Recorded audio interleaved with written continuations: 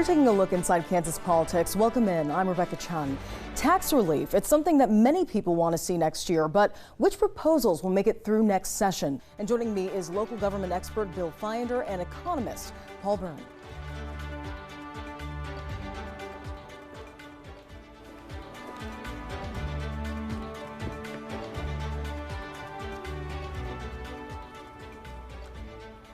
Now, Bill, Paul, there's several proposals to get through from both sides of the aisle. But first, let's start with what Kansas Governor Laura Kelly is looking at for next year. So when we spoke with her in one of her first post-session interviews earlier this year, she said her team plans to reintroduce this year's plan.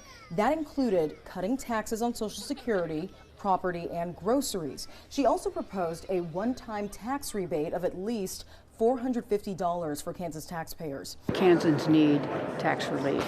In fact, I offered some last year in two forms. One in some tax decreases, property taxes and income tax deductions and those kinds of things rejected by the legislature. I offered a one-time rebate just to get some of the money that we've got in our surplus back into the pockets of Kansans. The legislature rejected that. I'm hoping that we can come to agreement this next legislative session on reasonable, responsible tax relief for all Kansans. Any thoughts on the plans that are out there right now in terms of what you like on this? I think it's, we need to take a look at everything and come up with a consensus plan that provides the most tax relief to the most Kansans. Now, GOP leaders have criticized the governor's tax rebate proposal, calling it a one-time gimmick, arguing that Kansans need long-term relief. Paul, is it a one-time gimmick, or could it work? Keep in mind, the rebate did come with a hefty price tag, about $800 million to be exact. I wouldn't call it a gimmick. It's a one-time tax rebate. So the difference between reducing tax rates, which will be kind of a tax cut going into the future, the one-time tax cut does have the benefit of not kind of tying the hands of the legislature in the future. So, the tax revenue tends to kind of go up and down with the business cycle. Right now we're at kind of the top of the wave. The advantage of doing kind of a one-time thing is that in 2025, 2026, we're less likely to run in a scenario where we have to cut taxes dramatically or cut spending dramatically to get within our budget. Okay, tell me a little bit about that. So is this plan fiscally responsible, you would say? I would say in some ways it's fiscally responsible if you're looking to kind of make your decisions this year, thinking not only about what the budget's going to look like this year, but what's the budget going to look like a couple years in the future, taking into account that if we're lucky, particularly with income taxes, they tend to be a lot more volatile than property taxes and sales taxes. If we're lucky, income taxes will go back down to the trend. If we're unlucky, it might go below the trend line. So we could have kind of just a small decrease in income, the income tax base, or if we run into a recession or if the stock market doesn't do as well, you could see a much bigger decrease. So it doesn't kind of tie your hands as much in terms of the future. Well, I know looking at that quote from Republicans, they're also worried inflation could come from something like this, where you had, for example, from federal stimulus money coming out, and that caused inflation based on what they're saying. Could something like this fall in line with that? That's what I think they were arguing in that statement that they released. So is that something that falls in line? Any reduction in taxes is going to have a fiscal expansionary effect. So whether you're doing it by reducing tax rates, reducing property taxes, or having a $450 kind of everyone gets a tax rebate, it's really about that total dollar figure. That's going to determine how much more money is in the hand of consumers who are going to be spending. It could potentially have that same inflationary effect. But if the government spends that money, that could have an inflationary effect as well. So unless it's the non-inflationary decision, we'd be taking it and putting it into the rainy day fund and hold off on the spending until future years. Okay, gotcha. So possibly something that could work, but still something you'd have to keep an eye on, is what you're saying. It's just a matter of choices. There's always trade-offs, whether it's the Republican plan or the Democratic plan.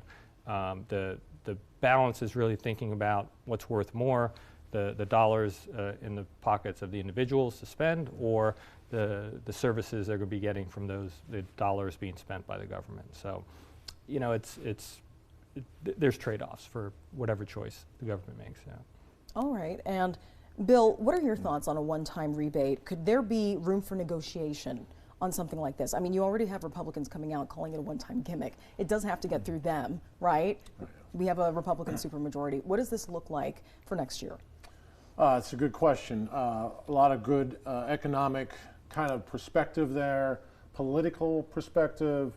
You know, I think Governor Kelly would like the Kansans to see this as a good message of her leadership of the last several years. We have a $3.5 billion surplus in the state coffers.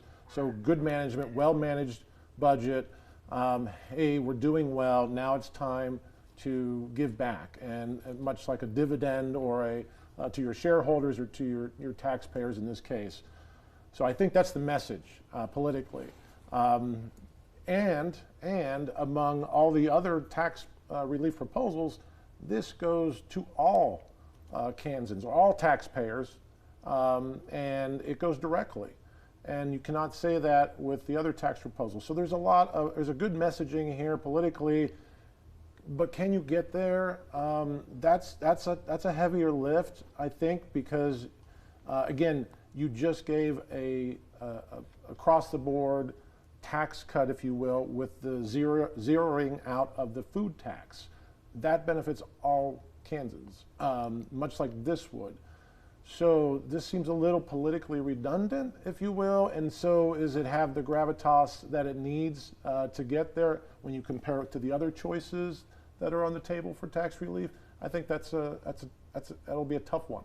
Okay. I don't think the governor is looking at the food tax yet this year. I think the food tax was something where it was like a phased out plan that Republicans passed. However, yeah, is this something that could apply?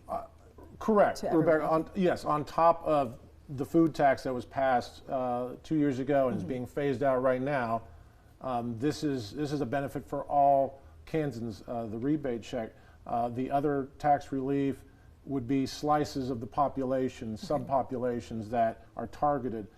So maybe that's where we see the legislative leadership want to put their eggs in that basket. All right, Bill, Paul, thank you. When we come back, what are Democrats looking at for 2024? Stay with us. You're watching Inside Kansas Politics.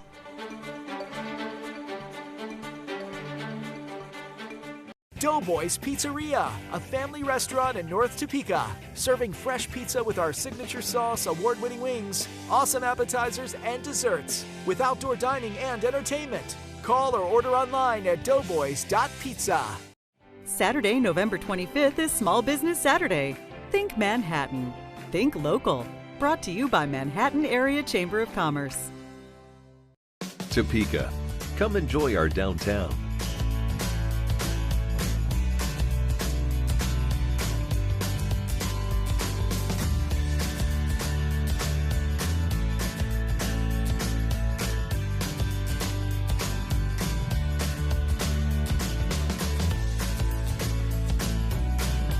Live, work, play. Special thanks to our downtown activation sponsors. Normal. We're all trying to get back to it together. But what if there were a new normal? One where everyone recognized how much we need everyone else and how much we need everyone to be healthy. At Grace Med, that's our hope. That's why we provide a medical home in 16 locations with a wide range of healthcare services for everyone, regardless of their ability to pay. It's also why we deliver care when and where it's needed most. Because we're Grace Med, the home of hope care for everyone. Mannheim Steamroller Christmas, on sale now. Devon James and 27 News, honoring veterans through Veterans Salute. We're proud to honor our veterans for their service to our country. And we would love to share their stories. Please nominate a veteran at KSNT.com. Be sure to watch 27 News Wednesdays at 10 p.m. as Devon James Injury Lawyers and 27 News honor our veterans with a Veteran Salute. Veteran Salute, sponsored by Devon James Injury Lawyers. Welcome back to Inside Kansas Politics. I'm Rebecca Chung. Up next, we're taking a look at what Democrats at the State House are eyeing for next year. The focus is property taxes. Now, Bill, Paul, this is a three-pronged approach that was recently refreshed. Let's take a look. Now, the first part includes replenishing the Local Ad Valorem Tax Reduction Fund, or LAVTRF. Their plan calls for $130 million. That's $26 million more than the original proposal. Now, they also want to raise the exemption on the state's 20 mil school levy from $42,000 to $100,000. This is also a jump from their original plan. And the third step, they want to give Kansans the opportunity to vote on a proposed classification amendment, reducing the assessment rate on the residential class of property from its current 11.5% to 9% over the course of 5 years. Value of your house going up is actually can be a good thing if you're wanting to sell your house. If you're wanting to be able to afford to stay there, however, that evokes a significant increase in property taxes that some people can't afford to pay. It was a problem then. It's a worse problem now because we've had an additional year where valuations have jumped again. So let's talk property taxes. Bill, let's start with you. Some local government officials are also hoping for the state to replenish the LAVTRF fund, arguing that this would help lower the cost of property taxes. What's your take? Property taxes is the third rail of politics. Nobody likes it. Certainly property taxpayers do not like it. It's despised, even more so in an inflationary climate like we're in. But let's just understand one thing.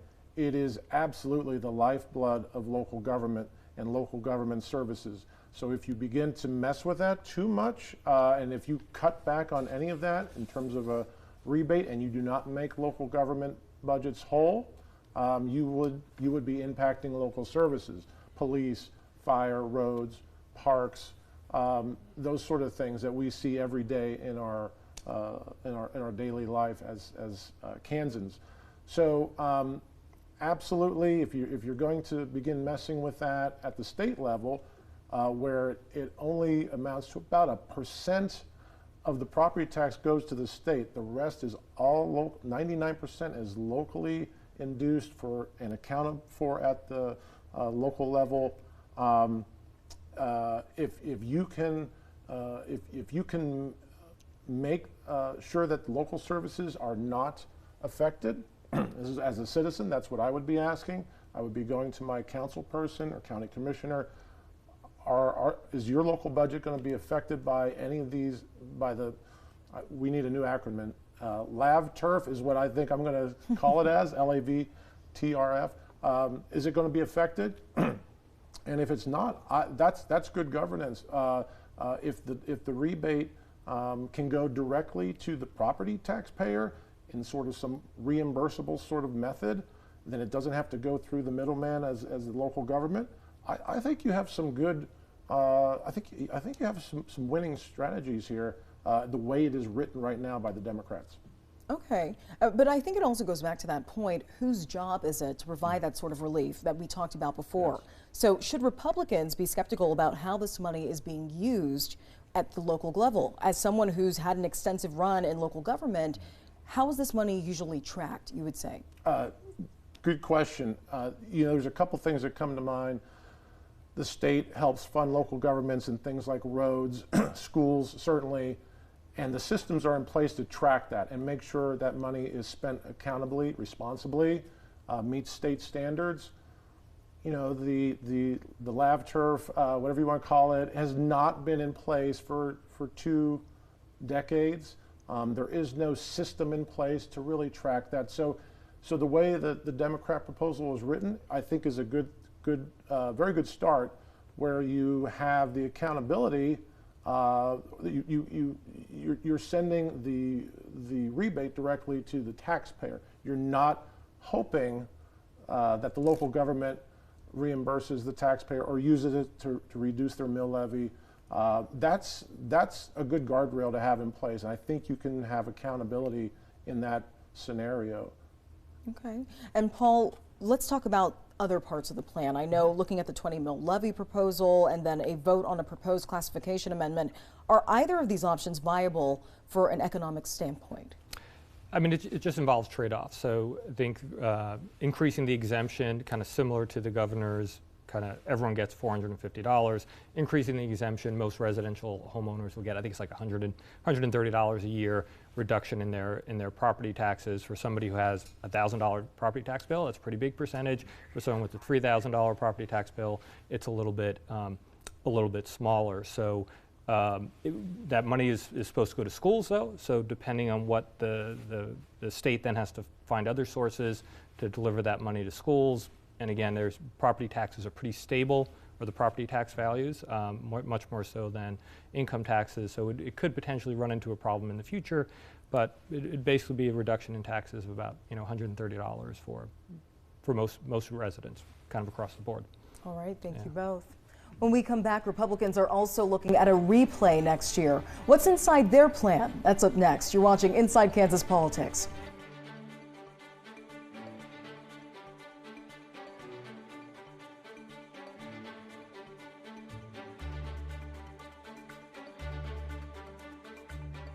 Growing the market for Kansas-made E15 is a win-win for Kansans. What's E15? It's fuel with 15% ethanol compared to the usual 10% in regular unleaded. E15 is more affordable, has better performance, and runs cleaner than regular unleaded, meaning Kansas drivers can go further for less. From helping Kansas farm families by stabilizing grain prices, helping Kansas become more energy independent, and adding more than 4,000 jobs in Kansas, more of our money stays right here at home because of ethanol. Visit fueledbykansas.com to find a station near you. When it comes to insurance, it's important to have a plan that fits you. You ready? A plan that's too small can leave you without adequate protection. Huh? And with a plan that's too big? No. You may pay for insurance you don't need. At Shelter Insurance, our agents help you design a plan that meets your needs, so it's just right for you. Ready? Insurance that fits just right.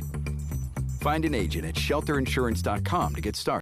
We have all been touched by the support of a caring nurse, a professional who is there to help in trying times. 27 KSNT and Baker University are passionate about the services nurses provide. We want to recognize the heroic work that they do every day for their patients and their families. And we need your help. Visit KSNT.com to nominate a deserving Kansas nurse. Each month, a winner will be highlighted on TV and online. Nominate that special nurse who has made a difference in your life. Sponsored by Baker University.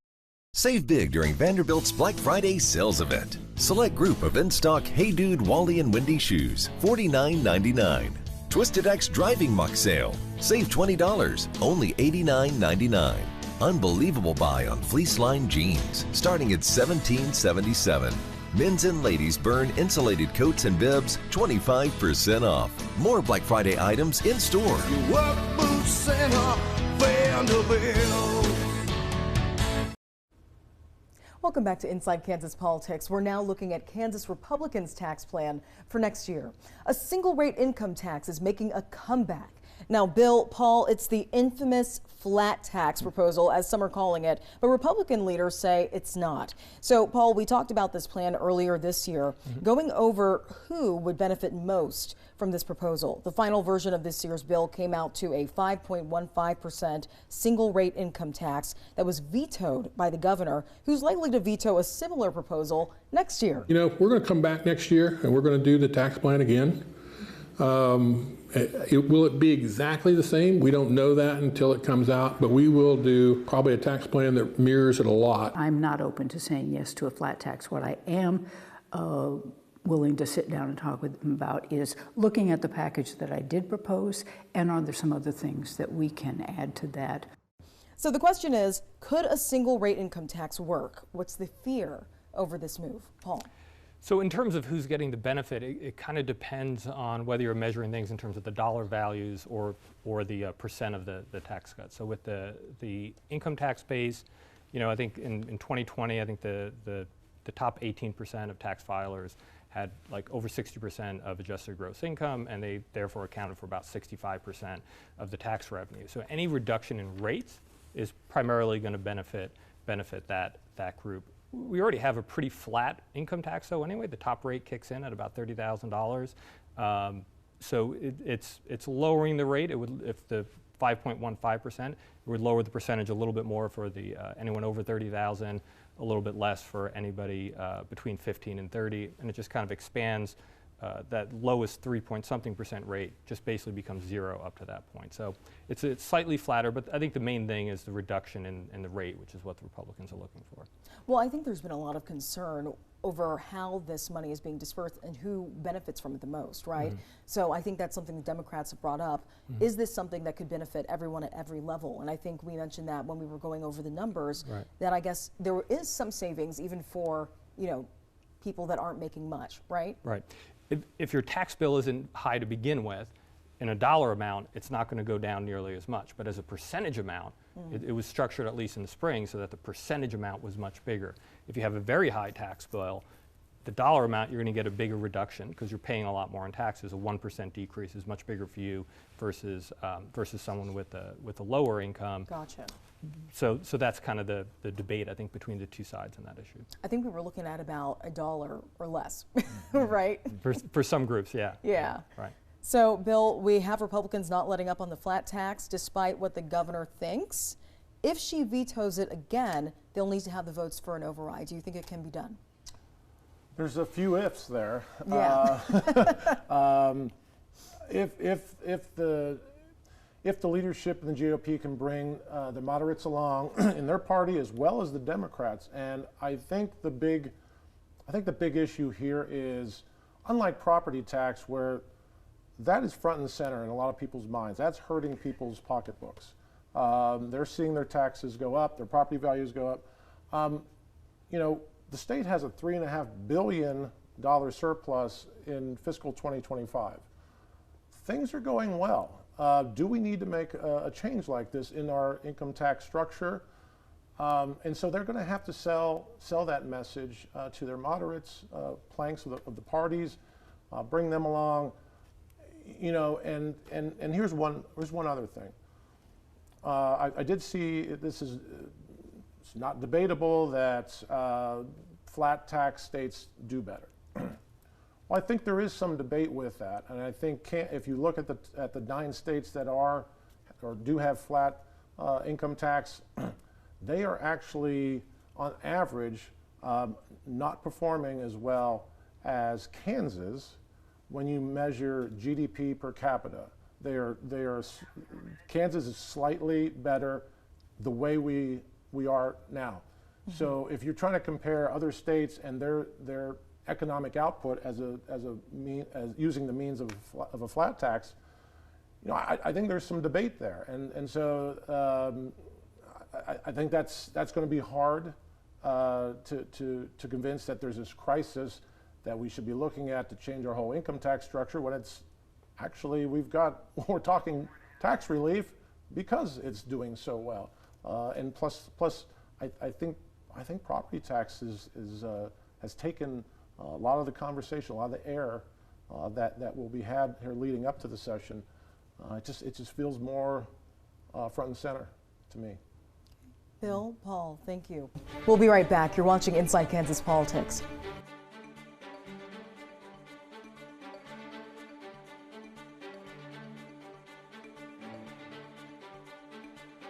The Black Friday event is going on now at the Mattress Hub. Save up to 50% off store-wide, plus get doorbuster deals like this Sealy mattress at $299, free adjustable bases, and Amazon gift cards up to $300. Black Friday savings and more, only at the Mattress Hub. Shop Topeka's Habitat for Humanity Restore, providing consistently changing, high-quality merchandise. Perfect for your home remodel or projects at a fraction of the retail price. Save money and support our effort to provide decent housing in our community. Thank you. At Kansas State University Veterinary Health Center, we provide both specialty and primary health care services for your livestock. Hi, I am Sean Hoosier, an on-farm food animal veterinarian at K-State. Whether your farm is large or small, we have the resources and personnel to respond and care for individual animals, herd health, or emergencies. Our team of experts can tailor herd health plans for your farm and find solutions to any existing challenges. The Veterinary Health Center, to discover, to teach, to heal. Fairlawn Plaza is the place for terrific dining. Enjoy sushi and Japanese food prepared right before your eyes. Dip into crowd-pleasing chicken wings, sauces, delicious hamburgers, and more. Sit down to authentic Mexican food in a relaxed, casual atmosphere. Enjoy classic European coffee with a sandwich or salad. Fairlawn Plaza is your destination for delicious food and drinks and a whole lot more. Hi folks, Rodney Robertson with Window Design and Remodeling.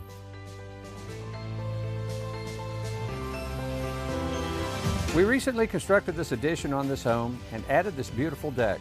We removed the back wall and added 300 square feet of kitchen and dining area.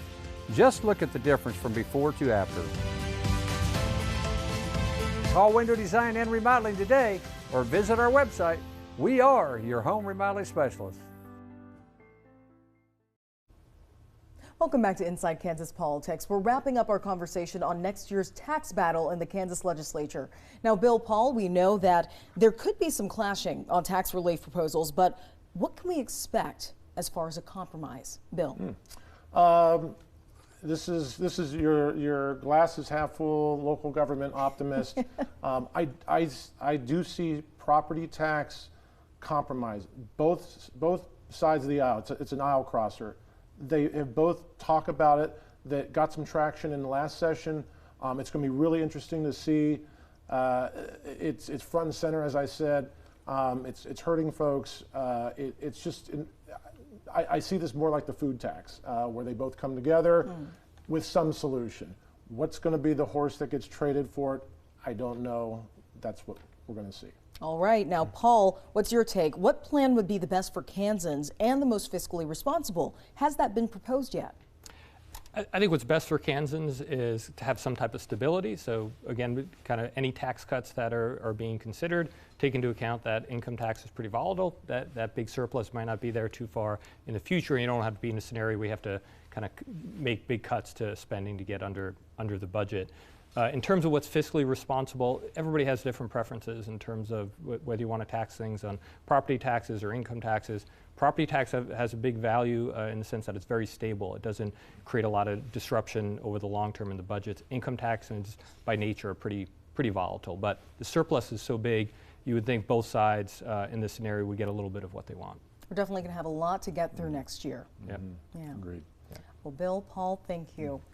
And that was your look inside Kansas politics. If you want to keep up to date on all things Kansas politics, then follow us on social media. Follow us on Twitter at @InKansasPolitics and on Facebook. Just search Inside Kansas Politics. We'll also post the full video on YouTube. Just search KSNT News and check ksnt.com/inside-kansas-politics for past episodes.